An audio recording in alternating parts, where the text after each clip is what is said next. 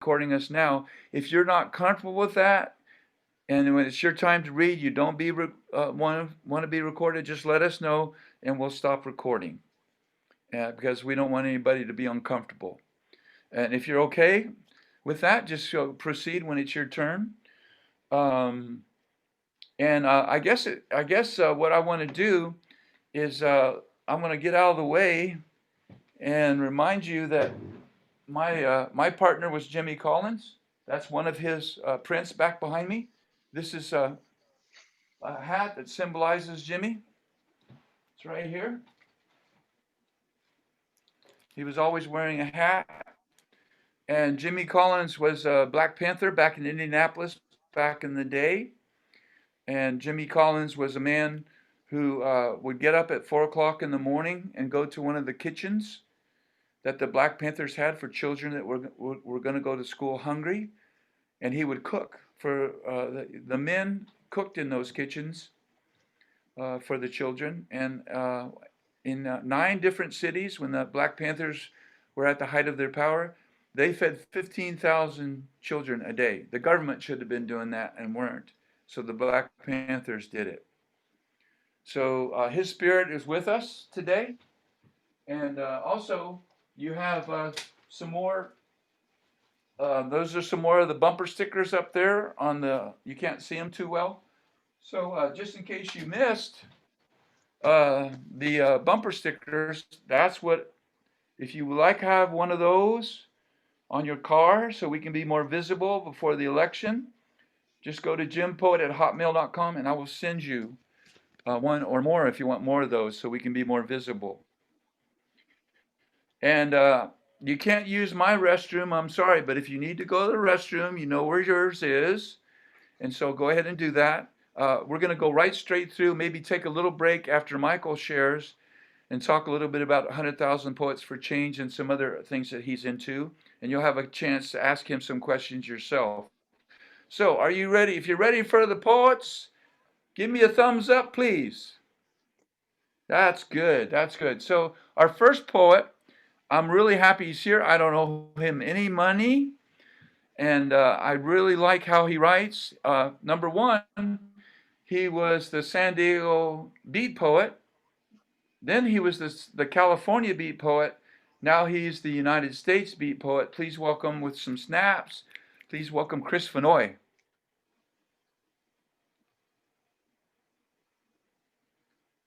And Chris, unmute yourself, please.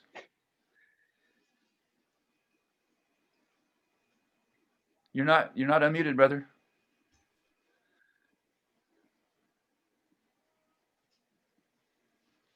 And there we Let's go. see Hey, if I. hello everybody. Can you hear me okay? All right. First poem, God in the Flesh. We find our way by falling down and getting up again. We scream and cry and wonder why the world is what it is and question our perceptions of what reality spreads before us. We learn and unlearn the good and the bad, follow the dangerous paths that slash us with their sorrows so deep that our despair seems bottomless. It leaves a dark night of knives and tears as we wrestle with God and deny Him and praise Him and challenge Him and test Him. And in the end, we are Him. We are the creator and the destroyer. We are the liar and we are the forgiven. We are the murderer and the sleeping child who wakes crying in the night. It's God in the flesh. Second one, goodbye, Miss Mousie. You say you must go away, Miss Mousie. No one will miss you, you said. Well, let me say this, Miss Mousie. Though I am just a weary traveler in this segment of passing time, enjoying your company, hoping you have enjoyed mine, wishing so greatly you would stay, but knowing you have to leave. So goodbye, Miss Mousie. May God watch you and see you through all of life's troubles and woes. Goodbye, Miss Mousie.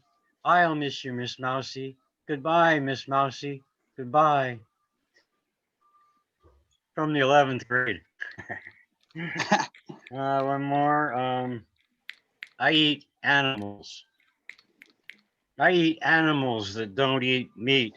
I am a pseudo vegetarian consuming grass lovers, corn eaters, bottom feeders, those protein and rich herbivores which I adore.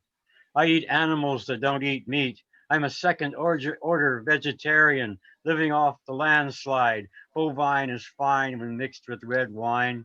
Coffee is just, chicken is just finger licking good. I am a man by fish enriched. My finny friends grin from the plate in front of me. The speckled trout I eat greedily. Thank you, everybody. I always miss you at the open readings. There'll ever be one again.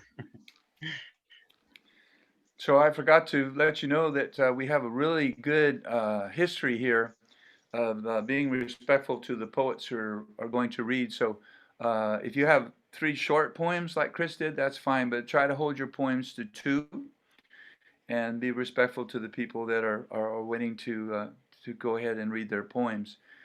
David Legenhorst just started showing up a little while ago, and he's been with us for a while now. And I really like, number one, he's a Navy veteran like me, and I appreciate your service, sir. And I like the way he writes very much. This is David Legenhorst.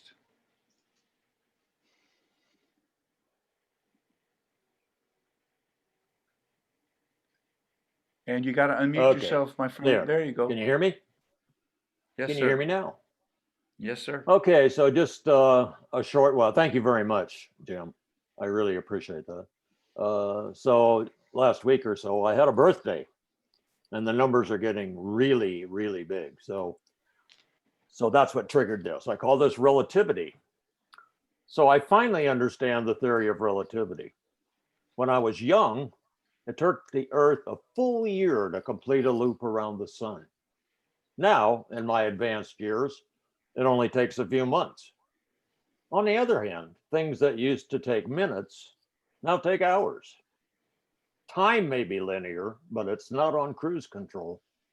Light travels at the speed of light, sound travels at the speed of sound. Time can speed up, slow down, and change lanes. Apparently, we each have our own time vehicle. As youngsters, it's pedal powered and has training wheels. As we get old, it's a V12 Ferrari on a deserted straight highway, only slowing down for pit stops. It's kind of funny that when we would like to slow down and enjoy the scenery, the throttle is stuck wide open and the brakes don't work. I'm a little concerned about how this trip will end. Thank you.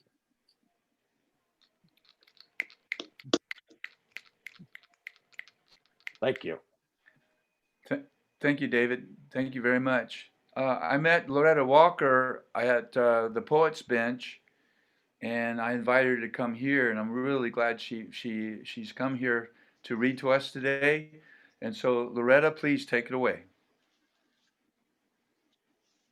Please unmute yourself. We can't hear you, dear. Can you unmute yourself, please? There you go. Um, this is a new one. Actually, I finished it this week. I was writing it for. We're having about. It'll be posted on the 25th about Texas. Uh, gosh, it's about voting. But I actually wrote about the incident when we were in the Zoom bombing. Says this is just a combination of everything that's happened. And I have to read it from my phone. I'm sorry because I didn't print it out. But this is what is. One, dripping with death, COVID is an umbrella, and 1 million souls are evaporated raindrops. Two, fire is rain in California, Washington, Oregon, with air the color of burning. I know a poet in Oregon who lost her house and farm to flames. everything made with hands, stones, and the splintered bodies of trees. Gladness. Her spirit remains in the flesh, rooted in the here and now. 3. Hurricane Sally, with her robust appetite, ties on her September bib, tries to swallow Alabama whole, chews at 105 miles per hour. 8 more join the vanished. Black Lives Matter still only to some. A Zoom portrait reading I attended is Crash by Jenna Bowser, who writes niggers in chat, fires obscenities from the cannon of her mouth, face hidden behind a black screen. Ruth Bader Ginsburg is dead.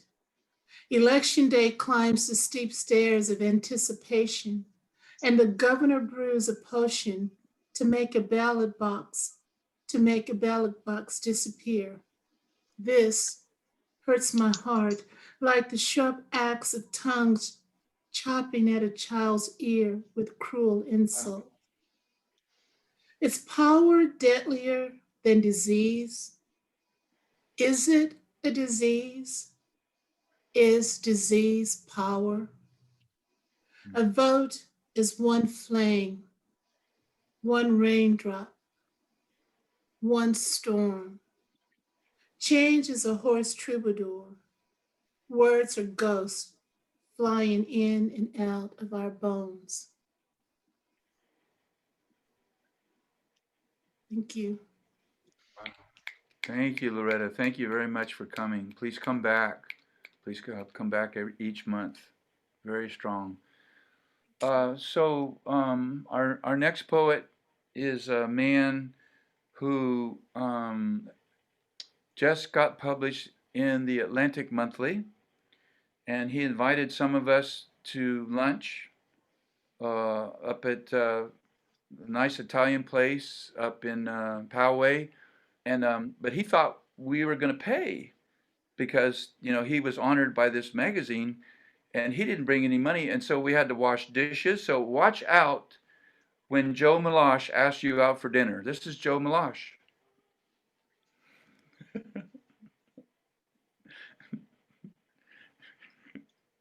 Can't hear you. Can't hear you. Yeah, you have to unmute yourself, man. Can't hear you, brother.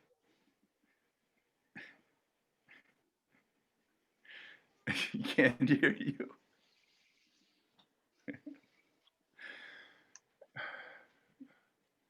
Bruce, you gotta help. You gotta help him, man. Can't hear you, man. There you All go. right, now you can hear me. You had to Yeah. unmute me, Jim.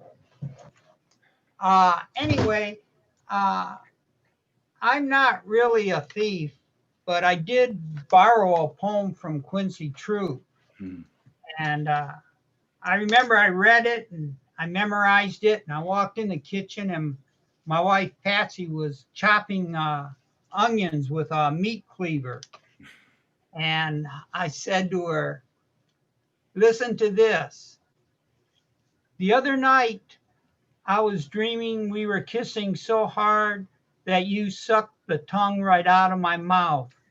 And I had to sew it back in to tell you about it. So she said, you just made that up. I said, no, I didn't. She said, yes, you did. And she looked at me with her love lights. And I said, you're right. I made it up because you're the most beautiful woman I know. And she went back to chopping onions. But that has nothing to do with this poem. This poem is called Landscape of a Woman and a Hummingbird. He twists his neck to catch the sun, which turns his throat to the same shade of red as a fluid in the gourd-shaped feeder. Peeling grilled tomatoes, she lifts her head to see him dip his beak turn his head and burst into shadow. As they slip through her fingers, tomato seeds become prayer beads, which seem suspended for a moment before falling into her salsa. Thank you. That's it. Thank you, Joe. I was lying about having to wash dishes. He paid for the meal. So congratulations on being published in the Atlanta Monthly, buddy. That's really cool. We have a man who's, I think he was here first time last time, and really enjoyed his poetry. This is Nate Abayura. I'm sorry, Nate. You get three You want to strikes. tell I'll give everybody I'll how give to you one pronounce your more. last name, please? Abarrea Abarria. of Basque Abarria. origin. Yeah. There you go. There you go. Can you Okay, hear me all thank you. good, Jim? Take it away, sir. Beautiful, beautiful.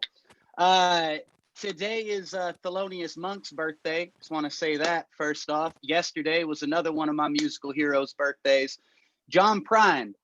And I wrote a piece that is on my Facebook page. It's a bit of a soul-bearing story that's more of a 30-minute performance. So if you want to go read that one, check out that. But I got a little shorter tribute to John Prine right here that I wrote back a couple years ago in a dusty parking lot in Pequanna. Here it is. Well, I woke up this morning, jackhammers in my head, Advil joints and coffee just to get me out of bed. I slipped on my best suit and I even trimmed my beard, 'cause it was time for me to put on my face and shift to another gear. I went on out to the presentation, the gala, if you will. I saw the rich folk judging me when I stumbled down the hill. Who the hell is that guy? I could hear them whisper loud. So I grabbed a grip of their cheese and wine and went to join the crowd. I don't fit in here. They're never gonna like me. I'm just an old poor boy. They're always gonna spite me. These people are square holes, and I'm a big round peg. They talk about development, but they all sound dead. Well, I left that white wealth party. I dipped on over to a dive, the kind that gets real dirty about 4:45. I got a happy hour well drink, and the barmaid poured it stiff. I took a sip and smiled, but then I saw this drunk with a clenched fist. He was standing right beside me when he asked what's with the suit. I was fixing to knock your light straight out, but you're just so goddamn Oh, cute. dear. Well, just right then, a big old broad laid a loud Nate, you're mouth frozen. And wherever John Prine is right now, he's really smiling. He began to bleed as I down my drink. You got me there or no? I go on out. Yeah, you're back now. You were frozen for just about maybe 10 seconds. You're All back right. now. Well, here's the final verse of that lovely song then. Well, I came back home to a beautiful mess and a bed that wasn't made. It was looking like a sexy scene, but ain't no one getting laid. I turned on the TV, but then all the channels looked like one of them old magic 8 balls that can't stop getting shook. So I tried to read a book, but the words fell from the page. And then I screamed, God's a crook, and clenched my fists in rage. What's the point? That's what I yelled as God tossed me a pill. And then we laughed about identity and how that struggle makes you feel. I don't fit in here. They're never gonna like me. I'm just an old poor boy. They're always gonna spite me. These people are square holes, and I'm a big round peg. They yell about their feelings, but they all sound dead. Yeah, we yell about our feelings. And I make them come to life in a parking lot in Tijuana, Baja California, Mexico. Hey, happy birthday, John. That's for you. Thanks, Nate. That was a good one. Well, our next Thank poet you. is someone who, you're welcome. Our next poet is someone who has caught the COVID-19 and survived it. And it's still, there's still a ways to go for him, but I consider him being with us good luck because he's just an amazing musician and a really, really good poet. So, John Kingsmill, take it away. Unmute yourself, please. Steve Blattman. Hi, glad to be here, Jim. Glad Hello. to see you, Chris. It's been many moons, and it looks like a great crowd of people. Okay, the first one is called Ready for Love. Are we ever really ready for love? You speak a line of love, but can you fall into its deep well, enter its dark uncertainty? And then speak again without a shifting eye, hold and see freshly the one you speak to. From fresh forming ground that rises up around and under you, that feels groundless, but buoys all of you up and won't let you fall. Can you finally calm down, be undefended, undefined, and behold another purely? With your own true and unfettered eye, one without the shards of the broken life you have led. Can you bear such mystery? And your own purity that arises from it, as if your truest life depends on it. And it does.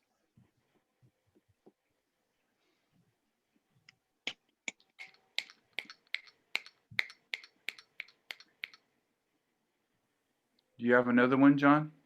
I do. Twice born poet.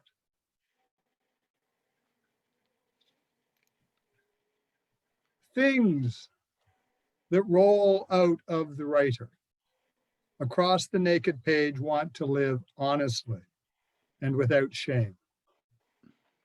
As if the white and crisp paper laid bare is a home that beckons their bright and naked nature to be revealed. If such revelations go unchecked, a kind of intercourse can unfold between the soul and the page that bursts open in unbridled, spontaneous triumph, where words flow from forgotten forces as seeds in a ritual of remembering, in an orgasm of the imagination. And the child born is the very one that went hiding long ago under the harsh discourse of the world. Too young for words, it sunk into itself, cut off at the throat in a kind of cultural beheading. Poetry can be a portal home, a rebirthing canal for the soul.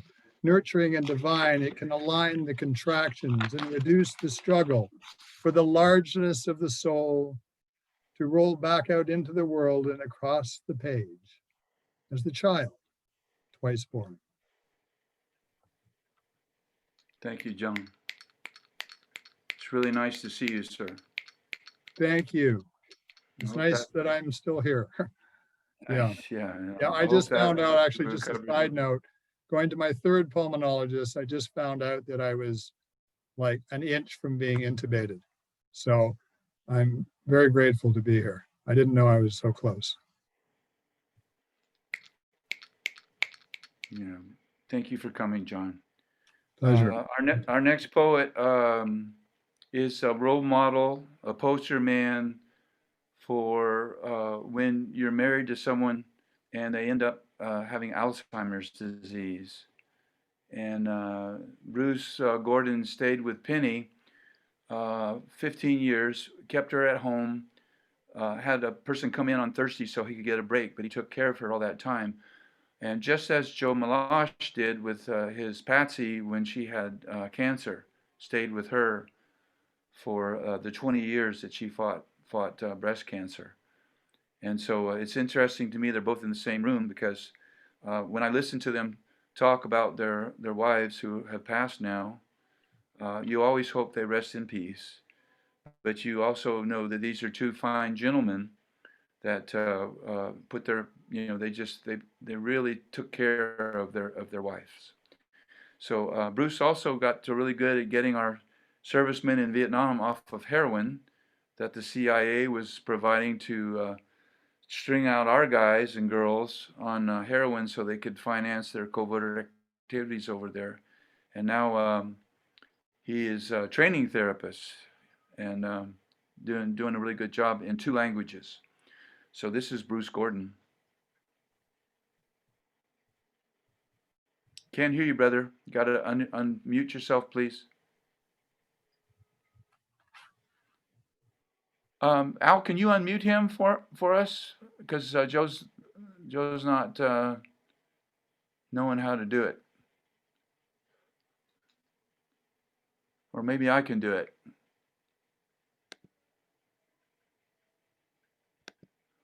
Okay, try it now. Yeah. Thanks, Jim. It's hard to unmute ourselves when the host doesn't unmute us. Well, it was just you. I didn't want you to unmute. Anyway, thanks for that setup. I'll finish off with a poem about Penny. The first one's about my mom. It's called She Ain't Heavy. My mother was young to have a hysterectomy, young to have a 10-year-old son. She was a seamstress, always pressing a pattern laid out on the floor. When she showed me the swath of skin where the scalpel had gone in, I saw delicate fingers pinning pattern to material, scissor blades, thimbles, and thumbs. The black stitches that kept her from splitting apart reminded me of her Singer sewing machine and those gold letters spanning the bridge, the needle's magical movement up and down like a musician's foot tapping time with the treadle, pumping power to heal the stitched hem. I tried to parry fears that my mother was dying. As her firstborn, I took on more responsibility than I could bear. So I looked to Paul Anderson for inspiration. He was the strongest man in the world, a weightlifter who had just won gold at the Sydney Olympics. I thought I could hold up death the way he did a clean and jerk for a new world record. No one knew he had the flu and wanted to quit. No one knew I grew weary and took steadying steps to keep from failing beneath the weight. It was an illusion that I could heft death. A youngster can holster beliefs that border magic until someone dies. Then all the bench presses, snatches, and squats cannot prepare you for that looming loss. Even though I grew in size and muscle mass, still Paul Anderson passed. Time grows on and the magic atrophies like a muscle out of use, making way for the trials that build the bulk of one who can stand under the strain.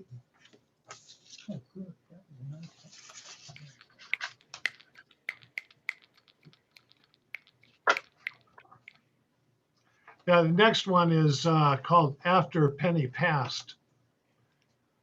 I am, I cried, to no one there. I am, Jesus sighed, before Abraham. I am, I said, a Tory pine. She was a eucalyptus, statuesque when with lightly tethered roots. I loved you, I confessed, and you are not a Tory pine.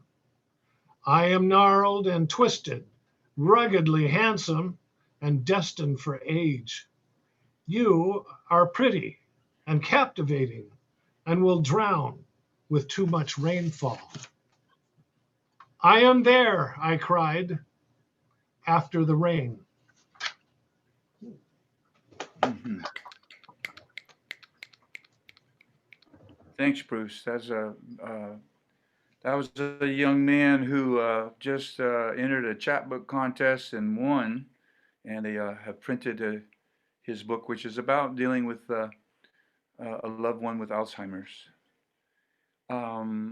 Daniel, are you going to read today? You're just listening today, sir? Okay, nice to see you. Glad you came. Thank you. So it's time for our feature. If you're ready for a feature, could you give me a thumbs up? Are you ready to hear Michael Rothenberg? Okay, that's good. Michael Rothenberg is co-founder of 100,000 Poets for Change and co-founder of Poets in Need, a nonprofit assisting poets in crisis. His most recent books of poetry include The Pillars with Contagion Press, Drawing the Shade with Dos Madres Press, Wake Up and Dream with Mad Hat Press, and Indefinite Detention, a dog story with Ecstasis Editions, Canada. An Arabic edition of Indefinite Detention, a dog story, is translated by El Habib Lual, was published in Cairo, Egypt by Arwika Publishers in 2020. Mr. Rothenberg lives in Tallahassee, Florida, where he is currently Florida State University Library's poet in residence.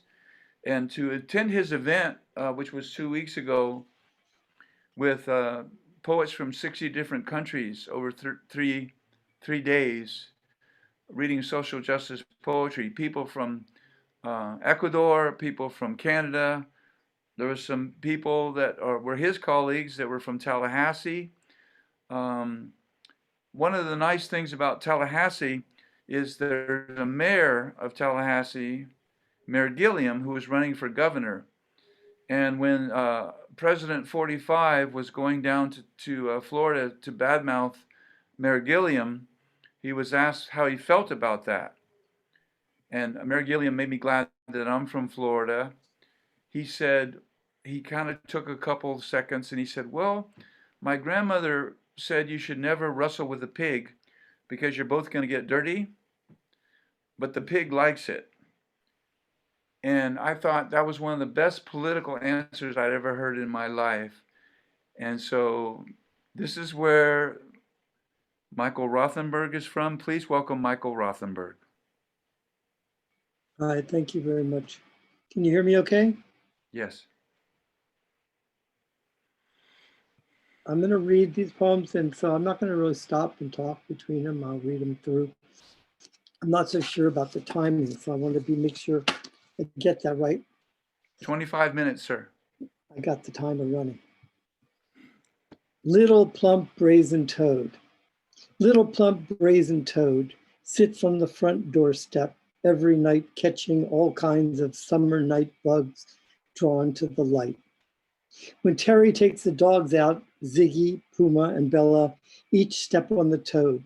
She scoots the toad out of the way, but the toad always returns. He isn't afraid of anything. The front doorstep is his throne, his banquet hall, a green king's opportunity, and we are simply the rushing rabble, a minor flux annoyance. There is nothing we can do to change his mind. He has been here since the beginning of time. Hail, little plump brazen toad. This is what falls. Sun hidden by ravine and mist, forest hungry for rain. I knew about this and almost set it right against the thorny brambles and desiccated fennel, brooch of deliverance, bent against summer latitudes, the song note, horrific claims of heat lightning, the solitude, Moon coming back over the oak forest. Tangerine moon as full as love. There is no better answer than to reply in kind, in mammal need. That is what falls as I take a breath of light. Coyotes yip yip howl and late surrender to the limpkin's reassuring cry. Golden marigolds. Golden marigolds pour out of the flower bed onto the lawn. And when our thoughts jump flower to flower, our efforts are rarely understood as the careful workings of a busy bee, but rather as the undisciplined behavior of losers and madmen. March in line step by step, there must be a program, well-defined, an agenda citizens can follow, set out in legible script, a recipe for cinnamon apple pie, good art in advance of the cooking, or else we won't know how much we're worth when the baking is done. And though order is slave to perception, they will consign us to a hungry dungeon, incarcerated beneficiaries of a welfare state.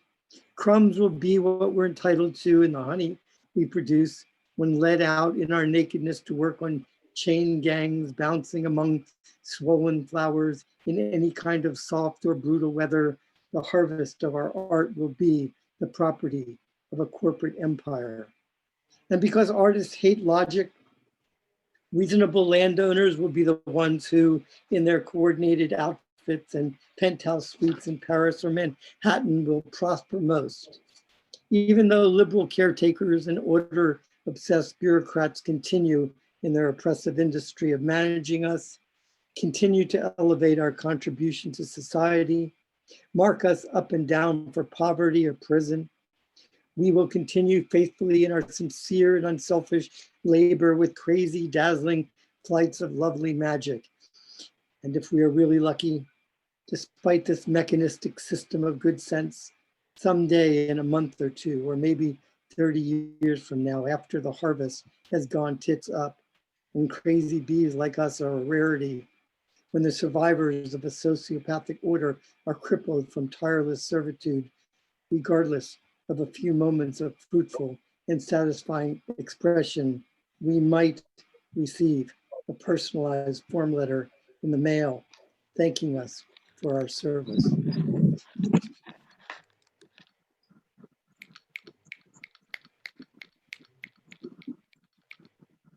When the news came in and I didn't know what to say, poetry saved me.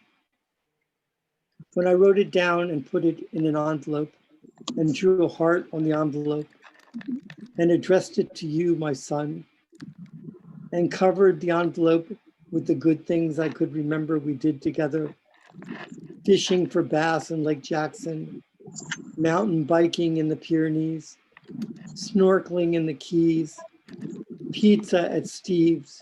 You were too young to watch Donnie Darko, but I didn't know what it was about, and we watched and you laughed about it later, how inappropriate it was, and riding over the Oregon dunes. And when I put that envelope in your casket and sent your body into the flames, poetry saved me. That thing I wrote down, that prayer, I put in the envelope that went with you. I think it was poetry. It must have been. For whenever I have been speechless, poetry saved me. My head felt like it would explode with memories, good and bad. And my chest swelled full of tears and I couldn't breathe. And I thought I was going to vomit and didn't know where to run. Poetry saved me. When my friends wrote to me and asked how I was doing, was I all right? And I couldn't explain in ordinary words, though the pieces of what I felt lived somewhere in an ordinary way.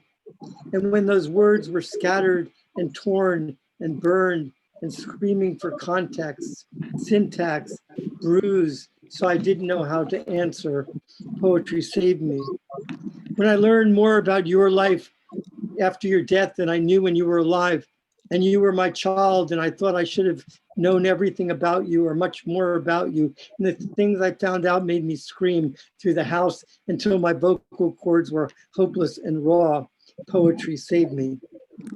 When I found out from your friends, the ones you didn't drive away with your bad manners, your inappropriate and unsociable outbursts, the friends who saw your larceny as good fun, as nothing malicious, the ones who told me you never meant to hurt anyone, even though you did, that because you didn't know what you were doing, because your heart was gold, that the mess you left behind was okay. When I heard that, poetry saved me. When I realized it would do no good to judge you, that you suffered for years and we could not save you, poetry saved me. You were isolated and poetry saved me. You were confused and poetry saved me. When I felt guilt and shame, poetry saved me. When you called me on Father's Day for the first time without prodding from your mother, and it was 9 a.m. here and 6 a.m. there, which meant you hadn't been to sleep. And I knew it might be because you were loaded up on methadone. And you said, see, I can call you on Father's Day without Mom telling me what to do. And I thanked you and didn't ask if you were high and told you how happy I was you called and how good it made me feel and how much I loved you. Maybe that was poetry. We spoke for a little while about stocks and bonds, about reading the newspaper and going back to school, and then exchanged telephone hugs and kisses and said goodbye. We never spoke again after that. And now, when I need to talk to you, and I'm reaching out for a body gone to the molten stars, I wonder how I can cope. I'm not sure I do, but I know that once upon a time, before my heart broke for good, poetry saved me.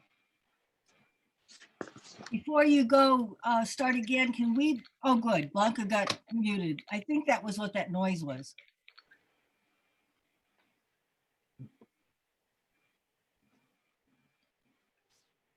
You can gas the Jew, hang the black man, deport the Mexican, annihilate the Muslim, beat up the queer and leave them to die on a barbed wire fence.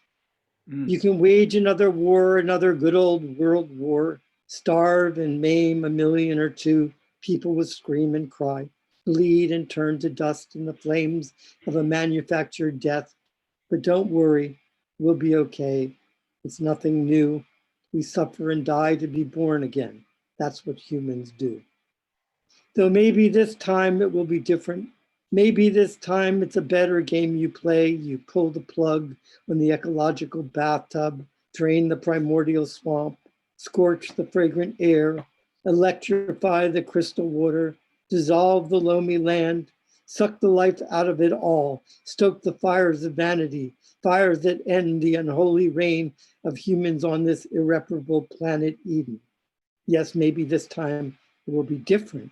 Maybe this time you've done much better in all of your green ending glory. Maybe you've done it at last, completely achieved your murderous direction, torn us from our budding homes, ripped us from our final flesh, extinguished the soul of light. Yes, maybe this time you've finally done it, finally made your mark. And we can say to you in praise and approbation, congratulations, deniers. You have finally won your blessed Armageddon. Wow.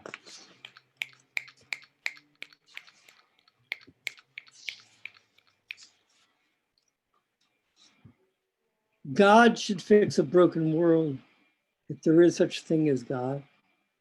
So many cruel and bloody pieces, the center does not hold. My mother used to say God is an underachiever, but I would guess God is blessed with attention deficit disorder, he or she too easily confused by the tasks of administration.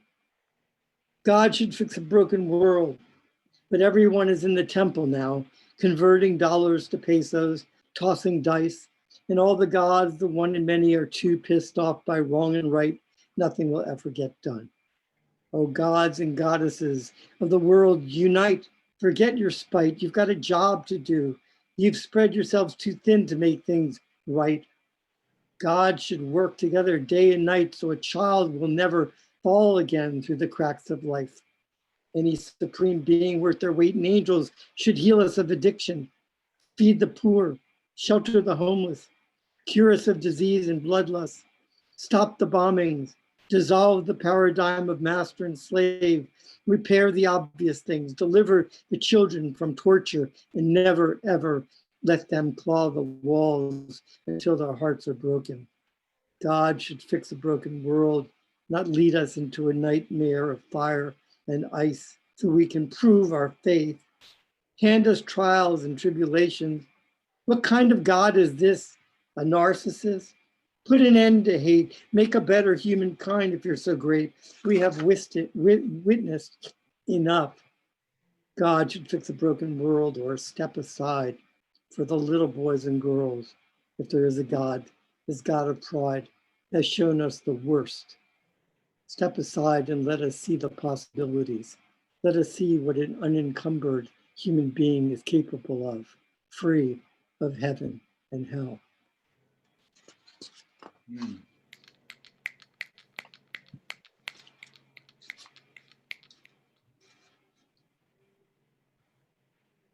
The world coming to an end. Is that a water moccasin attacking the snowy egret fishing in the shallows? Whatever it is, some fierce creature erupts from the water and strikes the bird, misses and splash, maybe 10 times over a half hour. The egret hunts unalarmed. Why is there a dead red cardinal floating in the goldfish pond? What was that loud noise I heard last night during the thunderstorm?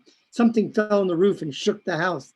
Ziggy pawed me in the dark, stood on my chest panting. Was it the world coming to an end? In the morning, I found the dead squirrel tangled in Spanish moss lying on the deck. I pushed the squirrel through the railing into the bushes below, then took the dogs out into the yard for their morning business. Is that a corn snake head above the grass, watching as the dogs curiously circle? It slithers away, a passing interest for the dogs turning to successively pee in the broad stand of pink flowering justicia. Now, where is that squirrel I pushed off the deck? That squirrel was stone cold dead. It's not there anymore. Did the eagle piping high in the loblolly pine find the corpse and carry it away? If it did, that was fast. And what is that oak snake doing in the mailbox? Get out of there. Getting the mail will never be the same. What's going on here? Everything crawling and dying, scratching and biting. Is it winter or summer or simply the beginning of another wild, wild North Florida spring? Mm.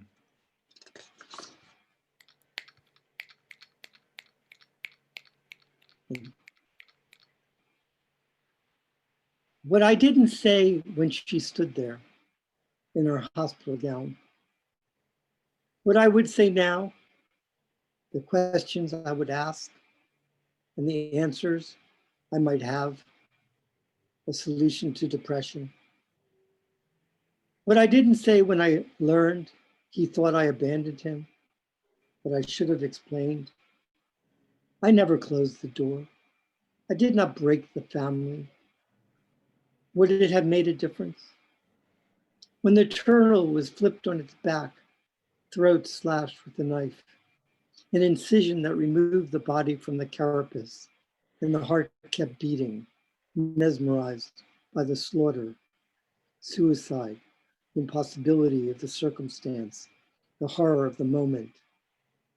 Information overload that stole my breath and turned me inside out, stunned me, frozen in my head, those thoughts I could not articulate, that drunken silence that fell apart in bloody moonlight, in the swarm of sighs from the factory of the speechless unknown, stitched to isolation, mouth sewn shut.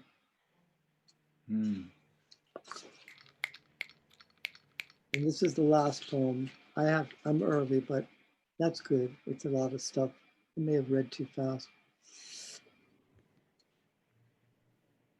Cowards in white sheets, the skinhead cops and racists, the religious working men and women who think a woman's place is in the kitchen and children are to be seen and not heard, and believe people of color are here in America as a privilege, not a right, who blame Obama for 9/11, but he wasn't even president then.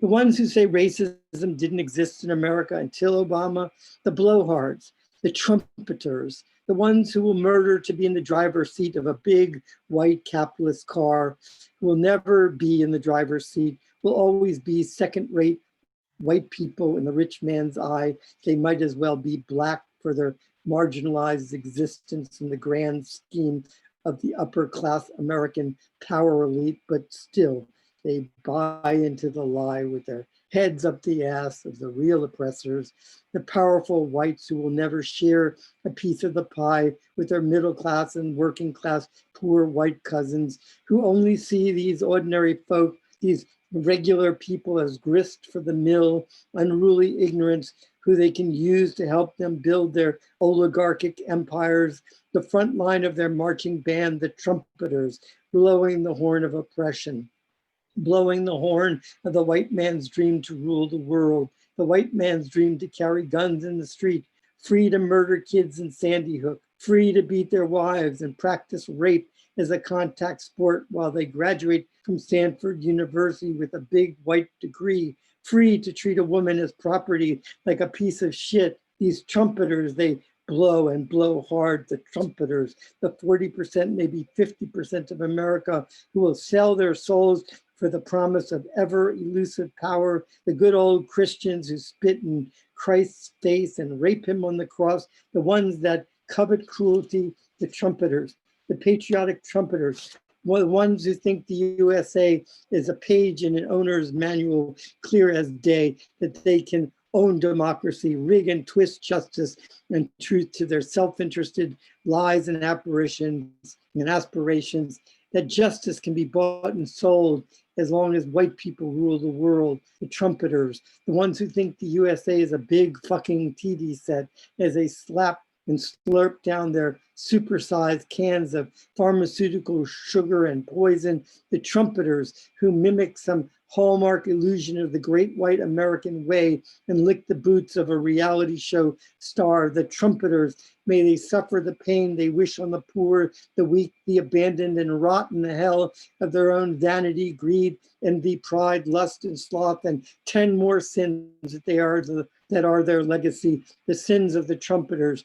Oh, trumpeters, come on, blow, blow, blow your trumpets. Here comes your monster daddy. He comes to give you another script to read because you can't think for yourself, and he will fuck you in the ass, and he will never kiss you, never ever be like you or with you. He will only bleed you and bleed you, fodder for his wars, fodder for his ecocidal factories, fodder for his machineries of deception. Yes, you will be his robot army because you are accepted only trumpeters, only soulless slaves at your very core. Behind your brassiness, you're only a procession of cowards, and you will follow and pronounce your Yahoo independence as you walk to your hate-filled grave.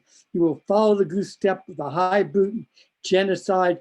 Get in line, proud trumpeters. The future is yours. There's a banquet waiting for you beyond the gates of Valhalla. Come on, you are the lucky ones, the entitled ones, not only the desired guests for the feast, you are the feast itself. So bow down, open your collar. Your red-haired father is coming to devour you.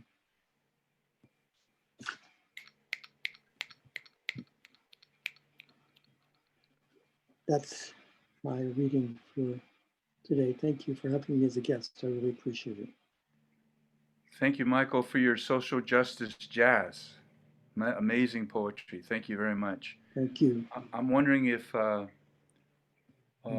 you might be able to talk a little bit about what was the impetus for you to start 100,000 Poets for Change, and how did you start it? Well, in 2011, I was upset. I'm always upset. In 2011, I was pretty upset because if you think back, the Gulf of Mexico is on fire. we had two wars going, Afghanistan and Iraq. And at that time, it was my experience that poets were not as mobilized as they are today, certainly. That they were a little too conscious about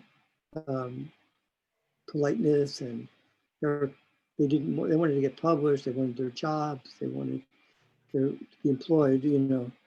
So I felt that they weren't around. I wasn't seeing my friends around like they used to be. Is that my phone? It's my phone. I'm sorry. Okay. And it's funny, it sounds like mine. So I was, you know, kind of upset, and I was talking to a friend complaining about it, and I said to them there ought to be 100,000 poets for change, and they said that's a great idea. And I thought to myself, great, another fucking job for Michael. Like what I'm going to do, start a movement or something like that. It never works. People are just lax. They're just not, I don't know where they are. But I thought, well, I'll prove it.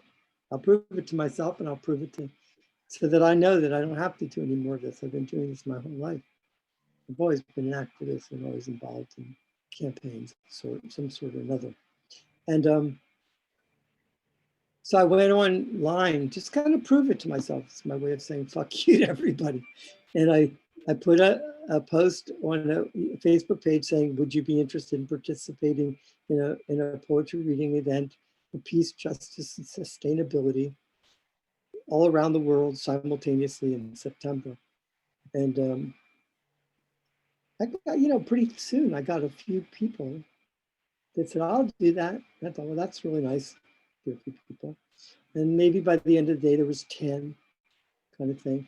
And then next day, there was maybe 25. And I think that's a lot of people. I mean, I was hearing from Africa and India and Egypt and Mexico and Bowling Green, Ohio. And I was like, lots of places. And I went down, my wife, Terry, I said, hey, you got to see what's happening. And I said, I posted this thing. And she said, I don't believe you're doing that. I thought you were done doing this stuff. I mean, she says, people aren't going to do anything. They're not going to get involved. You just, go chill. So get off the computer. So by the end of the week, there was about 50. And I went back to her and she says, okay, let me look at this. So I showed her all the names, and I had been keeping a list. So we had about 50 people, which is a lot. And make a long story short, she created a website. By the next week, there were about 100. And Stanford University wrote me and said they heard about this event. They considered it to be the biggest poetry event in history. Would I be willing to have them archive it? I said, well, sure, that's like really great. This is getting to be exciting. By September, I had 700 events confirmed.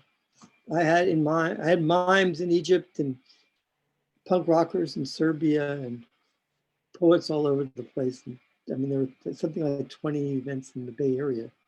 There was 35 events in Mexico City. That was 11 years ago. We kept archiving it. We kept on doing it Saturdays. Saturday, the last September of each year. We have the 100tpc.org website, which is down now. So if you go there and say, well, it's down, right? And it won't be back up till sometime in midweek. We had some technical problems, so we're working on it. So that was the way that got going. And now we're 10 years down the road. And we've been doing it, and it fluctuates. The attendance fluctuates. We added something called Read a Poem to a Child, which is kind of inspired by the passing of my son, which I read about today. And we added that to it, and we had about 2,000 people sign up for that. And then this year with Corona, I kind of said, I'm not going to bother people about organizing this year. I don't even think I should even talk too much about it, because I don't want people to think that I think my group is more important than our lives. And by the September, we had 300 people had written, and saying, so what are we doing? We're doing it, right? So we had Zoom sessions all over the place. And we had some live sessions and people reading to children. And so there were some really beautiful things. We have thousands of posters over the years that people sent. You should check them out in the gallery. Videos, we archive the videos. They're really cool to see. So that's been going on for now. And that's pretty much the story of 100,000 Poets for Change. Poets in Need is a nonprofit that I was participated in organizing about 19, 20 years ago with Norman Fisher and Lynn Hygenian and Leslie Scalapino, and Hal Bonner and Susie Winston. And it's a group that gives out grants to people who are in crisis, poets in crisis, not generally broke their whole life, but critically in something, health issues and homelessness issues and stuff like that. So we've been doing that. And that's my political stuff that I've been doing now, or community-based things. We ran Big Bridge for 23 years, which I finally retired from that online. It's still there in archives. There's lots to read, 23 years. So is there anything anybody wants to ask? Yeah, let's open Would you it put up up the for, websites for us, please, in the chat so we could look at them? Yeah, 1002 PC. 2PC. Like I said, if you go there, it's not, you can't get there. Get to a message that says the site is not secure. It's because we overused the space that we had purchased, and instead of them gently moving us to a new space and letting me pay for the upgrade, they just shut us down. And so we've had to migrate the site. You don't need to know all this, but we had to migrate the site to a larger business type site because it's huge. So go back in a week, and if you want to find me on Facebook or something like that, if you want to write me, feel free to write me if you're interested in organizing an event in your neighborhood. There's an about menu that tells our general philosophy, which is basically peace, justice, and sustainability. That's it. If it's not within those things, then you probably come to the wrong place. Mr. Rothenberg, Yes. this is Alfred Williams. I'm a web designer, and Hi, Alfred. I believe that I may be able to help you with that issue. If you want to talk to me later, what you probably need is a certificate of a security certificate. When you get that, it'll give you the security, and it won't say insecurity. We had it. We had the certificate. Yeah. But they had to take it off so they could migrate us to a larger platform, because we have about 100 gigs of data. Mhm. And then when we moved back over Mhm. to the new platform, they didn't upload the certificate. Okay, all right. And So I know about the certificate. so the certificates are going up. Hopefully they'll go up Tuesday when my technician guy from the provider is done with his weekend vacation. But thank you. Very good. So It's check. no, yeah, that's it. And it basically, the new provider, the new service includes a certificate. I don't even have to do it. So, well, thank you. I appreciate it. anybody else have a question for our feature? Comment? Wow. Thank you very much. I appreciate that very much. Yeah, I'm just really honored that you came, and yeah, let's give him some more snaps for I really appreciate you having me join you. existential social justice man. Wonderful, wonderful, wonderful. Existential justice. That's me. Fantastic. Thank you again for coming. So if you look in the chat room, one of the things that is going on in the chat room is this Thursday night, the Revolutionary Poets Brigade and Activist San Diego and the World Beat Center are sponsoring at 6:30 an evening called Poetry and Voter Education. What we're going to be doing And I also have the Zoom numbers there. What we're going to be doing is Joe, Chris, myself, Pilar Rodriguez Aranda, and Lori Walkington, who are 5 of the 8 members of the Revolutionary Poets Brigade. We'll be doing our poetry, but Sethi, who is the president of Activists San Diego, is going to be talking about some of their efforts right now. Activists San Diego is paired up with an organization in Arizona to do phone calls to urge people to vote because Arizona is a swing state. Makeda is trying to shake loose so she can talk to us a little bit about social justice. And then we're going to have some candidates for city council because Activist San Diego and World Beat Center are nonprofits. We can't say vote for Biden, but we can talk about the importance of voting, and we can have opposite candidates for city council seats talk for 3 minutes each about why you should vote for them. So we have both sides with a Democrat, Republican, whoever's running against each other. It's all free. It's Thursday night. Hope we'll see some of you there, and hope that it goes really well. I think we're ready to continue with the poetry. I'm going to try and shut this phone off. There you go. And I think we'll continue with our program today. And I would like to have Janice Alper, who just had a book published, and I hope she'll tell you about her book. Oh, And I really like the way she writes as well. So Janice, take it away. okay. Well, here's the book, Words Bursting in Air. And thank you, Jim. Available from me if you want it. $10, including postage. I have 2 poems today. This first one is called A Disturbing Phone Call. My mother's has Alzheimer's, said her son. My oldest cousin, fading into the morass of forgetfulness. Wasn't it yesterday we sat in our bubby's kitchen and ate cheese balinces, danced at each other's weddings? We parted, raised families on different coasts. On occasional visits, our laughter at shared memories nourished us like a braided bread. Now, what will be in her mind as she sinks into a doughy abyss, unknown, vague, and empty? Only time will tell. Thank you. And the second one, Lost in the Forest.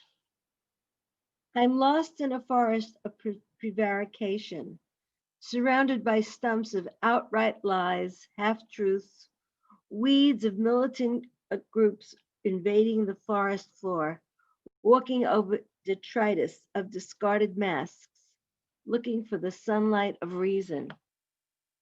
I walk through the forest of prevarication, searching for the clearing on the first Tuesday of November, when a new grove of hope and democracy will obliterate the forest of prevarication. Thank you.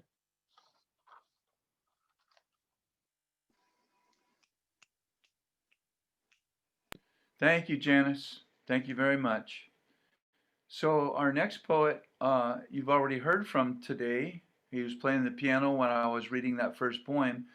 Nathan used to come when we were at Cafe Cabaret and really enjoyed his poetry. He's going to do a poem now that he just recently wrote, and he's going to back himself up with a guitar. Nathan plays, as you could see, the piano and the guitar.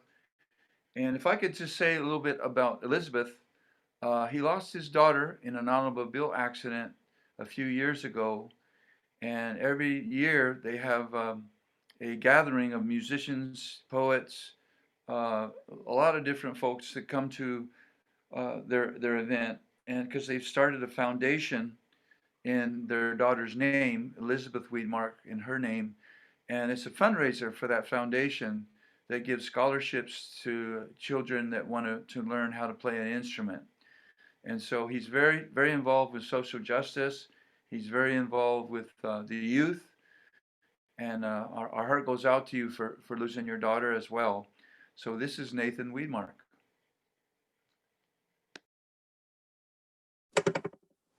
Am I on mic now? Can you hear me? Can you guys hear me?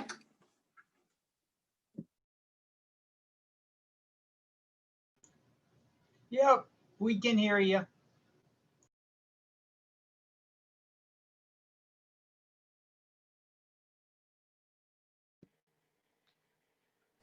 He's muted again, Jim. Unmute him.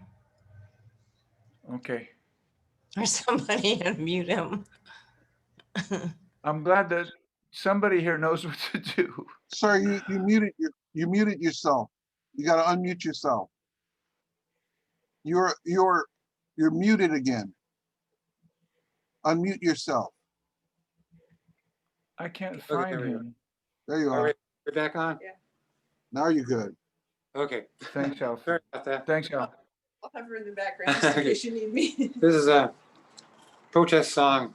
It's what I've been doing lately is less poetry, more protest songs.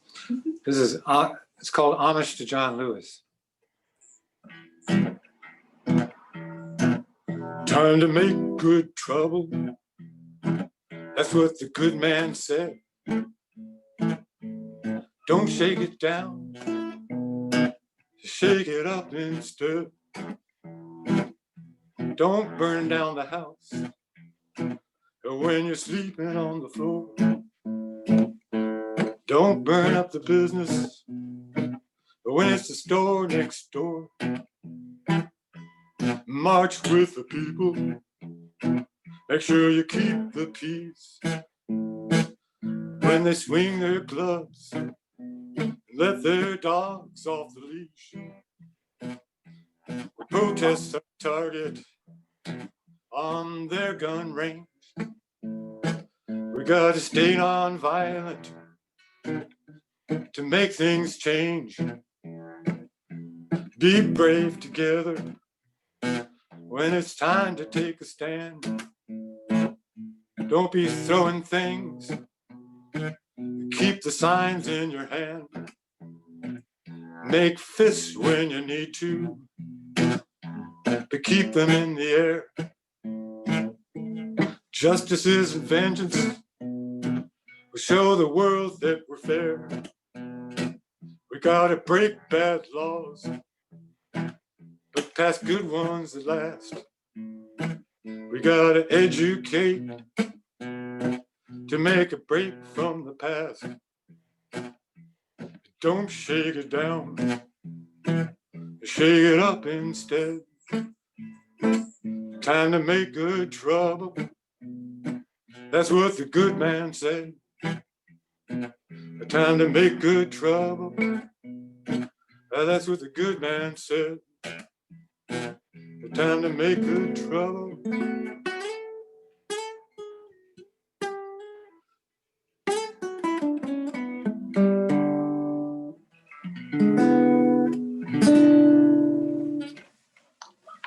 Thank you. Thank you, Nathan. Thank you so much. Yeah, thanks for coming by today. Appreciate it. So our next poet is just sent in a poem to the San Diego Poetry Annual that's going to really grace that book. I really love the way she writes. This is Barbara Huntington. Hi. So I have 3 short ones. Okay. First one's called A Litany of Lies. A litany of lies, let's bring him down to size, whatever that implies. A litany of lies, he's become the king and we can bring him down to size since everything he says implies something is going to make him richer. So what if lives are lost because he doesn't want to deal with it? His words are shit and he's not fit for the job he's taken on. But what about those who know he won't let go, that he will make their corporation richer? Pandemic, if you have money, honey, you can fly to your own island. Or if you are poor, they will say you want free stuff. They carry guns, they play rough, no mask for them, no matter if you ask politely. If they are slightly suspicious of your pigmentation, you're not welcome in their nation. The president is supposed to serve us, but I think the POTUS thinks that means Soylent Green with a side of fries. A litany of lies, a litany of lies. Mm. This is called As Twitter is My Witness. The president has declared that he will not wear a mask, decries voting by mail is rife with fraud, except I don't think he knows the word rife. The president says he should have won the Nobel Prize. He waited through the whole Fox newscast only to be disappointed. The president is a very stable genius. He calls white nationalists very fine people. The president invited the couple who pointed guns at protesters to visit the White House. The president nominated a handmaiden to replace a mensch on the Supreme Court. He is no longer shedding virus because he is the best person to recover ever and now knows more about the coronavirus than anyone. The president says, don't let it dominate your life. We have the best medicines made by my golf buddy. The president says, Scooby, Scooby Doo. The president says, 'twas brillig in the slithy toes. The president says, virus, China, lock her up emails. Over 200,000 cadavers no longer let the virus dominate their lives. And this is the last one. After the smoke. After the smoke has almost dissipated, the sun illumines the white sage, bees, monarchs, fresh ferny foliage of the jacaranda, who offers off-schedule purple bouquets. After the heat, a breeze finds the house, cools the goldfinches, the hummingbirds, the lizards back to basking on the back porch. In our sequestration, the dog on her back, 4 legs in the air, dreams of once again running down the cliffs into the foam of ocean's edge. After the death of a strong woman, of enduring the reign of a cruel man and those who sell their souls at his bidding, after lives lost in a plague, dark skin used for targets, black lives extinguished, knee to fragile flesh. After this life, will new life emerge and rejoice in the blue sky? I listen to a flute and stop to lower my shoulders, breathe, imagine beauty until my smile arrives slowly. I close my eyes now in New Mexico, away from smoke that weighs heavier than the great giant rocks before me. I walk down to the cottonwoods, to a tiny stream.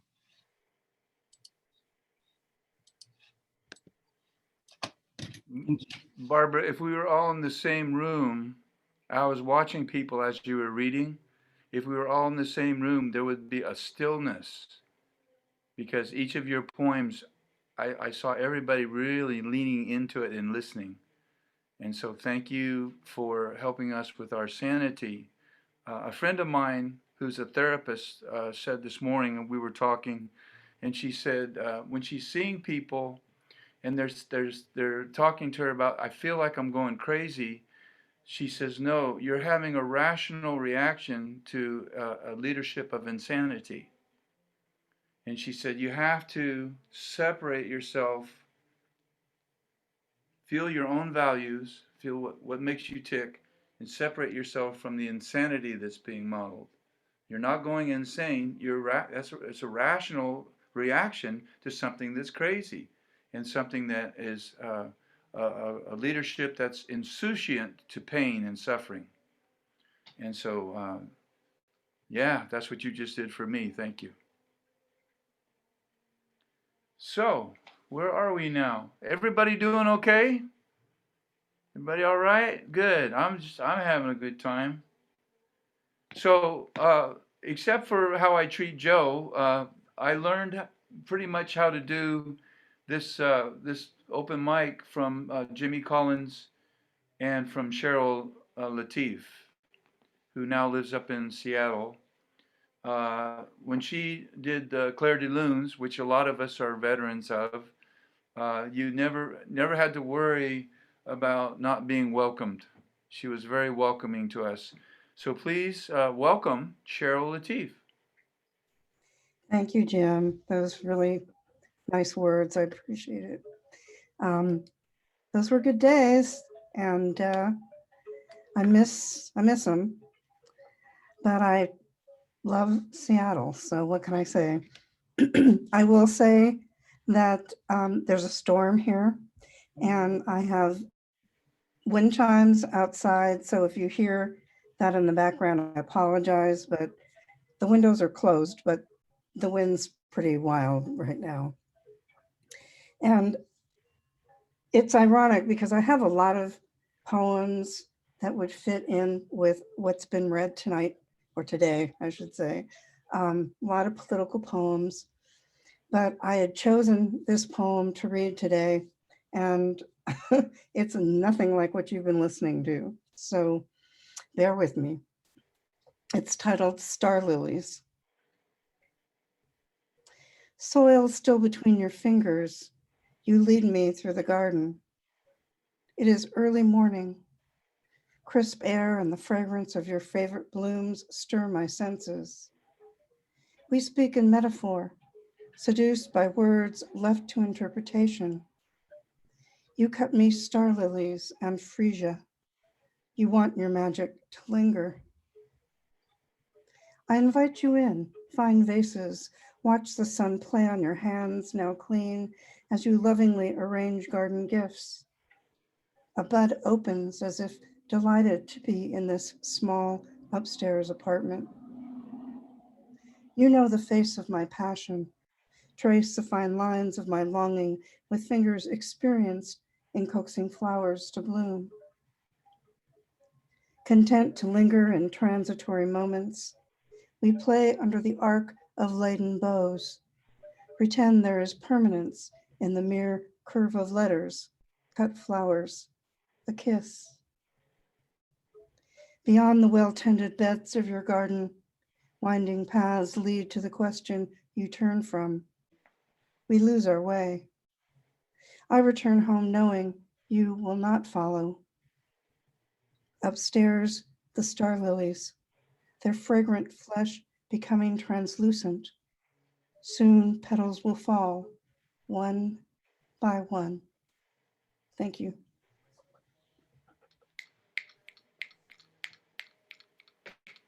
Thank you, Cheryl. Thank you for, we have two people that commuted really far. Seattle's a good commute and Tallahassee's a good commute. So thank you both for coming.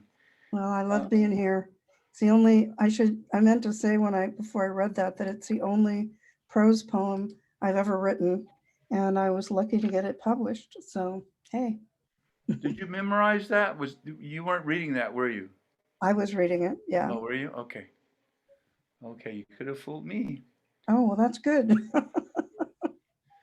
So our next poet retired after teaching high school for 40 to 200 years, I think he said. I can't remember.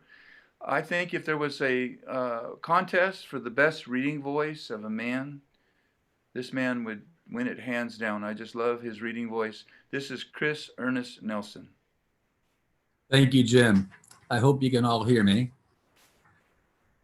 This week, as I was reading the terrible news about the new war in the Caucasus, I caught a glimpse of a monster I'm familiar with.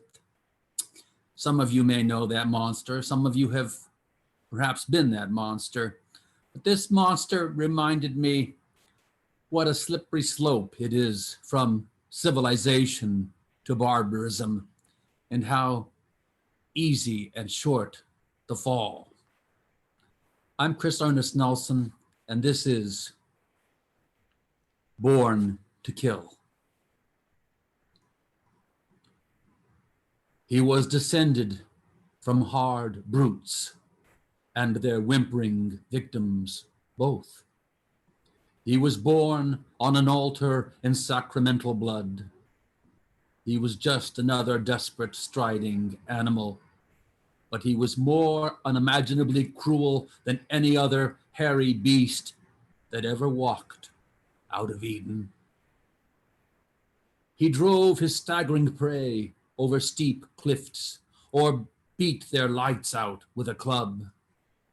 He opened their sacred blood fountains where clouds of life steam rose into his fierce and callous eyes, where tears could not come to cool the steam of scalding slaughter.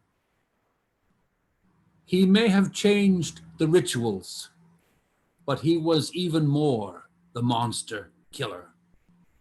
He wore a suit and tie, but he still cut deep. All the blood, sinew, meat, and bone became his own blood, sinew, meat, and bone.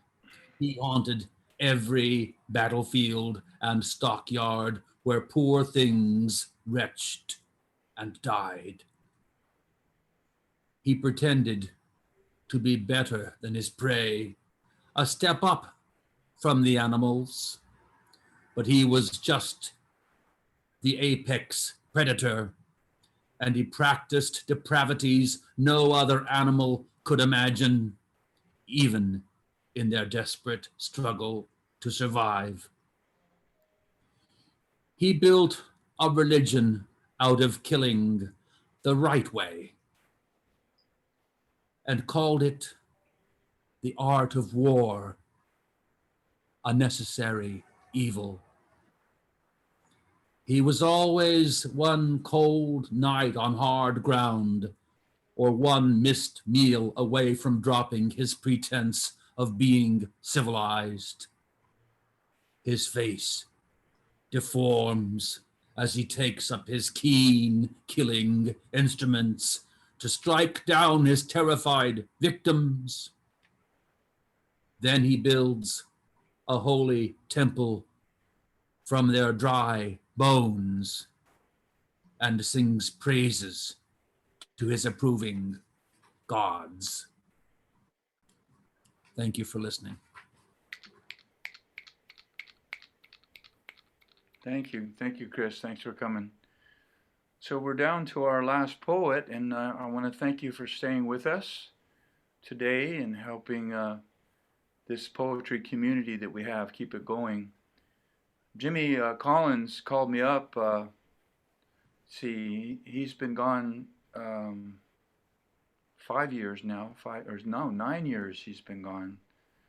And he called me up one day and he said, there's this place down in Balboa Park. It meets on this Sunday. You want to go with me? I said, well, what is it? And he said, well, it's called the Poets Bench.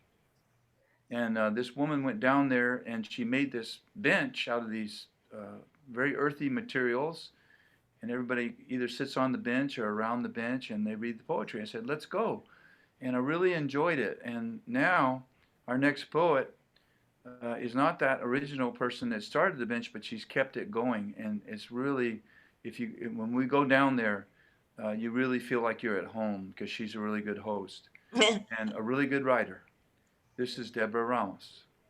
Thank you, Jim. And can I just make a little announcement? Please do. There's going to be an open mic coming up next Wednesday, October 14th, and I'm going to be the featured poet, and it's in London, coming out of London, and it's called Write and Release. So I can, it's on Facebook if you want to, or I can put it in the chat over there. And then my next poetry online Zoom bench is going to be October 25th, and my feature is going to be a London poet, and her name is Red Medusa. She is amazing, so you want to tune in for that. Okay, so I'm really trying to center myself and deal with all the shitstorm that's happening. This is divine nourishment. Bathed in crimson, I sit facing the east. My third eye opens. Silent waves of dawn rinse the sinewy chasm of my beginnings, my endings, and all that has been. Soaked in golden smoke, ancient hide stretches wet, shrinks tight around a hoop of fire. The rhythmic pulse circles our naked altar.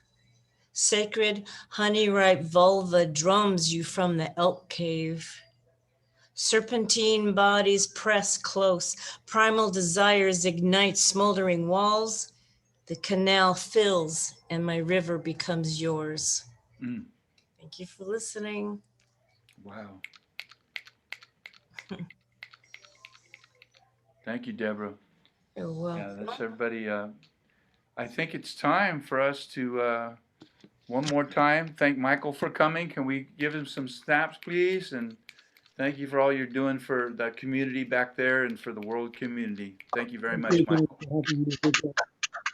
Okay, Thank you. so we'd like to close out with a poem from my book, and it's the last poem in the book. This is Dancing in Dissent, Poetry for Activism, and Nathan's going to help me out by playing guitar.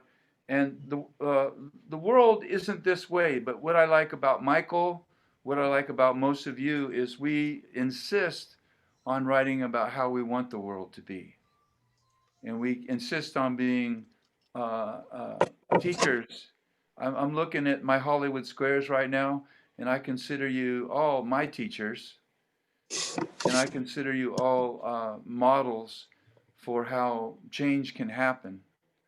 So Nathan, are you ready to start us off? And I'll just jump in when the muse nudges me. Can you hear me? Yes, I can. Okay, great. I have a stunt pianist taking my place here because Okay. this seemed so it's so perfect for the poem. And he told me an hour before the poetry group that he wanted me to play this piece. So my apologies if it, but well, I'll do my best. We love having one of the best piano teachers in the world with us. I just love what you do with the kids. And this poem is in Spanish and English. The Revolutionary Poets Brigade was formed several years ago, but in 2016, I went to everybody and I said, look what he's saying about Mexico.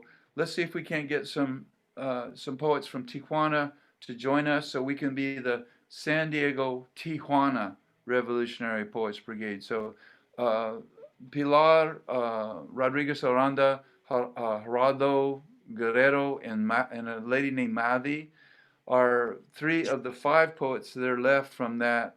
We went down to Sucut, to the Cultural Center in Tijuana, and after I read my poetry, I just made an appeal to the audience, and 5 poets came up. So we became the San Diego Tijuana Revolutionary Poets Brigade. And I believe that we strengthen our borders with friendship and not with militarization, with respect and not with hate. And so, musicians, I'm going to follow your lead. Take us away.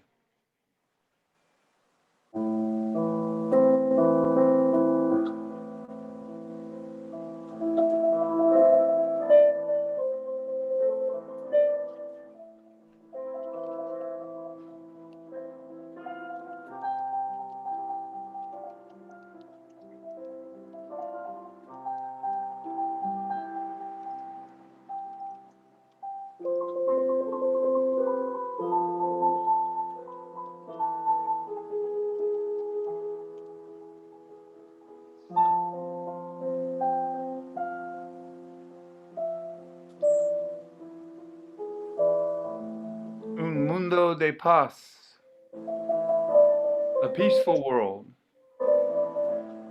valiente, courage, sonriente, smiling, cuidando, caring, sanando, healing, educando, education, la defensa, advocacy, la creencia, believing, amor, love.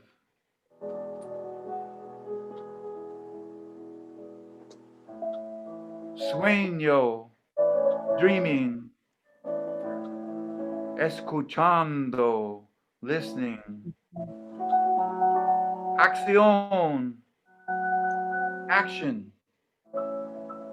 Perdón, forgiveness. Igualdad, equality. Respeto, respect.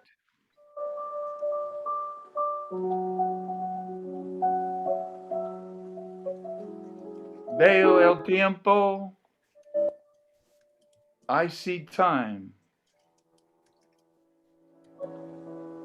Volando como un águila. Flying like an eagle. A través de mi corazón. Through my heart. In mi mente. In my mind. Yo sueño del tiempo. I dream of the time. Cuando la águila voladora, when the flying eagle canta canciones del espíritu de paz, sings the spirit of peace.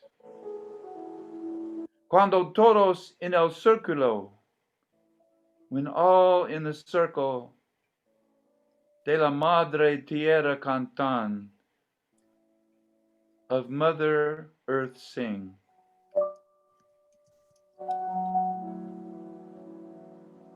Del corazón de mi canción de paz, the heart of my song of peace.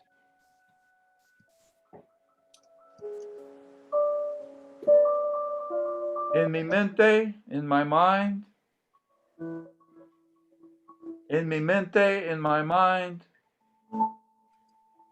in mi sana mente, in my healing mind. In mi mente sonriente, in my smiling mind. In mi mente de paz, in my peaceful mind.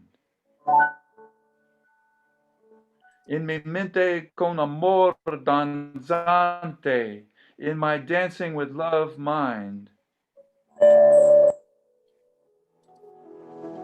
Pone el mundo de paz. Lie the peaceful world a un sitio de esperanza, a place of hope.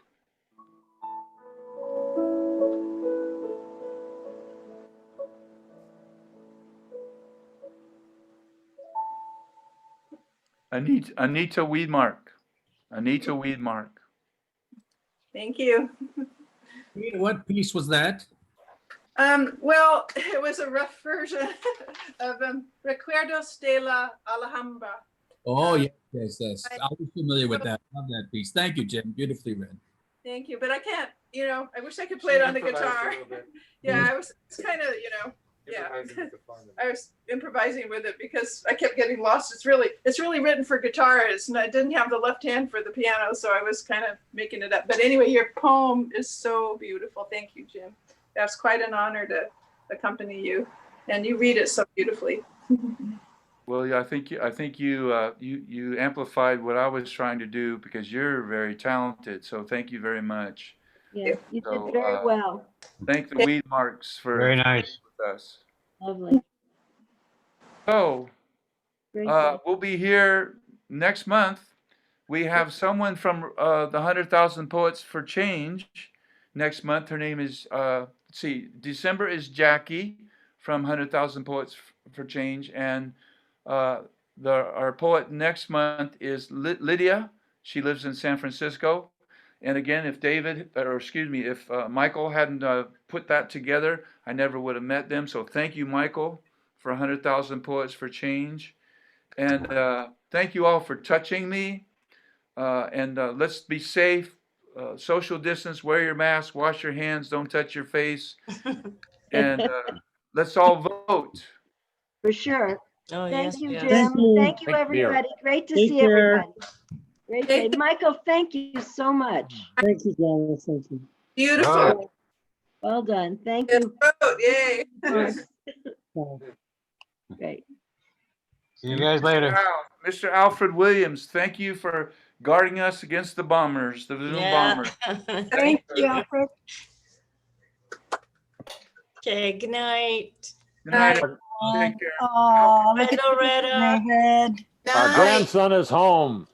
He's Uh, an active duty Army, and he's got a short leave, and he surprised us today. He said he Oh, wasn't. He said he wasn't Oh. coming, and then all of a sudden he showed up. So Oh, nice. oh, that's wonderful, David. we're happy campers right now. I bet. I'm surprised you're sitting still in your chair and not floating above it. Well, Well said. I kind of am floating above it. This is what he looks like when he wears his uniform. Oh, You nice. can see I've that. been enjoying you're posting his pictures in Facebook. Yeah, not that I'm proud or anything, but you know, Hey, we Dad, you do what dads do, right? we raised that little kid from 1 year old on until he Oh. went off to join the Army. So Wow. very proud. That's wonderful. He's a good kid. Okay, everyone, I'm out of here. There, Deborah. Great job, Jim, as usual. Nice to Yes, see Jim, everybody. thank Chris you. Ernest, good to see you. Bye-bye. Bye. God bless you all. Al, can you stay with me for a little bit? Should I leave?